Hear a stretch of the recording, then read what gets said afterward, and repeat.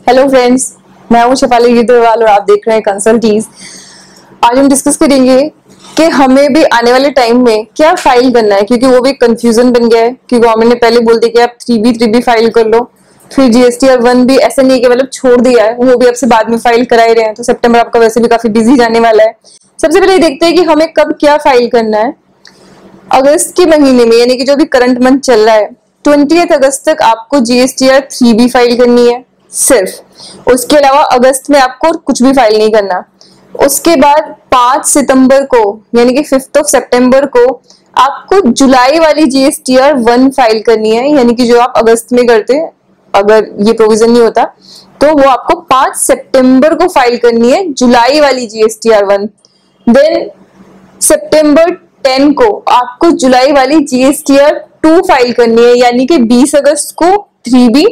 उसके बाद 5 सितंबर को GSTR 1 और फिर आपको 10 सितंबर को GSTR 2 जुलाई वाली। जुलाई वाला काम अभी खत्म हो गया। GSTR 1 और 3B आपको अगस्त महीने की सितंबर 20 तक ही फाइल करनी है। तो थोड़ा सा दिक्कत आपको इसमें होगी, क्योंकि GSTR 2 आप फिर बाद में फाइल कर रहे हो। अक्टूबर के बाद आपका नॉर्मल रूटीन स्टार्ट हो जाएगा। अच्छा, इस पूरे पीरियड में आपने कहीं भी GSTR 3 फाइल नहीं की, मतलब 3 की जगह वो आपसे 3B फाइल करा रहे हैं, जो कि कंसोलिडेटेड टाइप्स ऑफ रिटर्न है। 1 और 2 आपसे लेटर ऑन फाइल करवा रहे हैं, ताकि आप आई डोंट नो कि आपको आसान करेगा आपका काम या और मुश्किल करने वाला है, क्योंकि सितंबर में काफी सारी रिटर्न्स फिर इकट्ठी हो गई इस वजह से।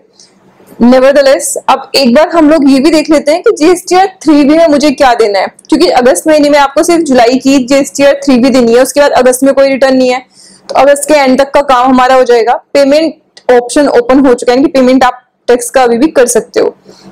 तो देखते हैं कि GSTR 3B में मुझे क्या चाहिए। तो आप जुलाई का कम से कम वो डेटा कंपाइल कर लो, तो अगस्त मंथ का काम एटलीस्ट आपका खत्म फॉर द टाइम भी। तो ये अभी आप अपने स्क्रीन पे देख सकते हैं GSTR 3B। Year month auto populate होके आएगा, GSTN एंटर करेंगे आप, लीगल नेम आपका ऑटो पॉपुलेट होके आएगा। इसमें सबसे पहले आपको डिटेल्स ऑफ आउटवर्ड सप्लाई देनी है और इनवर्ड सप्लाई, जिन पे कि आपने रिवर्स चार्ज में टैक्स पे करने के लिए लायबिलिटी है। 5 हिस्सों में इन्होंने इसको बांटा है। आप पहले उसके कॉलम देखेंगे, 6 कॉलम है उसके अंदर। पहला नेम का है, इनकी नेचर ऑफ सप्लाई का। उसके बाद टोटल टैक्सेबल वैल्यू, फिर integrated tax, central tax, state tax और सेस अगर किसी पे लग रहा है तो। आउटवर्ड टैक्सेबल सप्लाई आपको सबसे पहले देनी है। इसमें से आपको जीरो रेटेड, नील रेटेड और एग्जेम्प्टेड हटानी है, क्योंकि वो नीचे हम अलग से सेपरेट दे रहे हैं इसलिए। देन आपको outward taxable supply zero rated नीचे दे दी आपने, नील रेटेड एग्जेम्प्टेड दे दी, और liable to be reverse charge, यानी कि रिवर्स चार्ज इन्होंने लिखा है 9493 लिखा है, यानी कि टोटल रिवर्स चार्ज वाली सप्लाई आपको यहाँ पे लिखनी है फिलहाल। नॉन GST आउटवर्ड सप्लाई, तो जिन पे GST की लेवी भी नहीं है, आपको वो सप्लाई भी यहाँ पे लिखनी है कि आप एल्कोहल लिकर या उस तरह का कुछ कर रहे हो तो वो भी आपको यहाँ मेंशन करना है। ये हमारा था हेडिंग नंबर फर्स्ट, यानी कि 3.1। नाउ सेकंड मेरा हेडिंग है यहाँ पे 3.2। 3.2 में जो मैंने ऊपर ही सप्लाईज दी हैं, यानी कि अब वो जो आपने दी हैं, उसमें से आपने जो इंटर स्टेट सप्लाई की है अनरजिस्टर्ड पर्सन को या कंपोजिशन डीलर को, वो या फिर यूआईएन होल्डर्स को, वो आपको यहाँ पे बतानी है। तो ये क्योंकि नॉर्मल रिटर्न में भी इस तरह की कोई इन्फॉर्मेशन नहीं है, तो इसका पर्पस क्या है, दैट इज इंपॉर्टेंट। तो अब इसकी 3 ऑप्शन मैंने इन तीनों को नीचे डिस्ट्रीब्यूट भी कर दिया। तो आपको अनरजिस्टर्ड पर्सन को आपने जितनी भी सप्लाई की वो आपको यहाँ पे बतानी है, कंसोलिडेटेड बतानी है, ठीक है। और उसका आपको बताना क्या क्या है, प्लेस ऑफ सप्लाई आपको बताने की किस स्टेट में आपने की, क्योंकि इंटर स्टेट की सिर्फ बात कर रहे हैं, जो अनरजिस्टर्ड को आपने इंटर स्टेट की है, या कंपोजिशन को, यूआईएन को।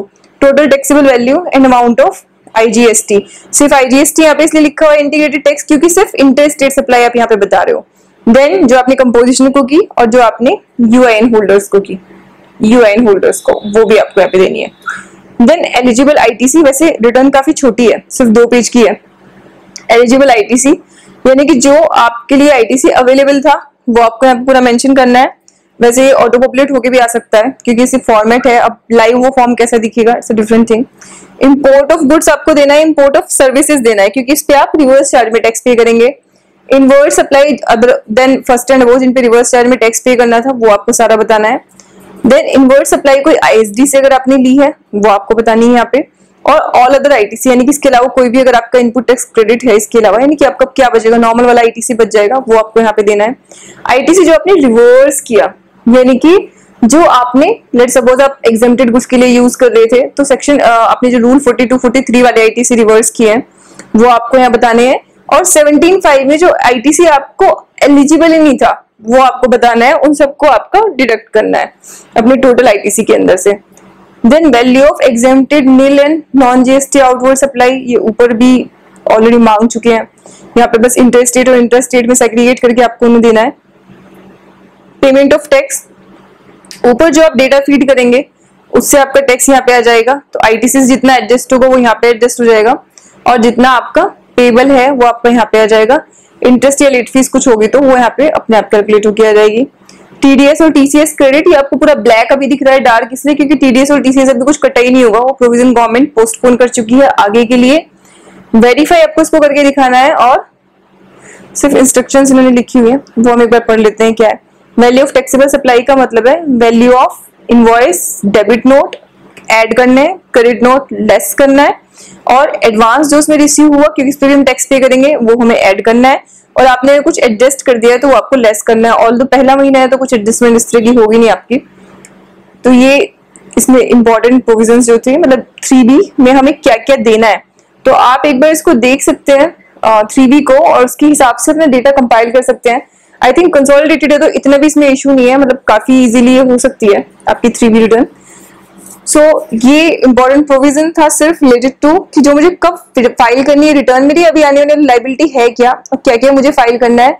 तो यानी कि इतना आप करोगे, अगस्त आपका बड़े आराम से कट जाएगा। सितंबर थोड़ा सा कठिन जाएगा हमारा, क्योंकि सितंबर में काफी सारी रिटर्न इकट्ठी हो जाएंगी। जीएसटीआर 1-2 फाइल करनी पड़ेगी, और 3B आपको अगस्त की फाइल करनी पड़ेगी।